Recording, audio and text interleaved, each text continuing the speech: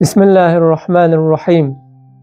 Ya eyyühellezine amenu kutibe aleykumus-siyamu kema kutibe alellezine min qablikum leallekum tettakun. Bəqərə surəsinin 183-cü ayəsində orucun vacib olduğu buyurulan ayədə belə buyurulur. Ey iman gətirənlər, oruc sizdən əvvəlkilərə vacib edildiyi kimi sizə də vacib edildi ki, bəlkə təqvalı olasınız. Ayənin sonunda orucun fəlsəfəsi açıqlanır. Nədir orucun fəlsəfəsi? Bəlkə təqvalı olasınız. Bilirik ki, Ramazan orucunun insan həyatına çox böyük faydaları vardır. Onlardan ən mühimi də bu ayədə qeyd olunan təqvadır ki, insanda təqvanın formalaşmasına və təqva dərəcəsinin yüksəlməsinə səbəb olur oruc.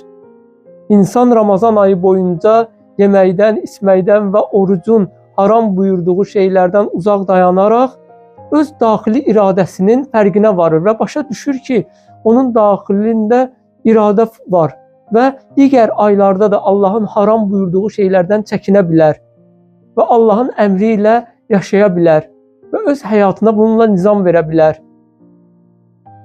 İmam Əli əleyhissalam Nəhcül Bəlağədə ibadətlərin fəlsəfəsindən danışarkən, ibadətlərin fəlsəfəsini açıqlarkən oruc ibadətini belə açıqlayır.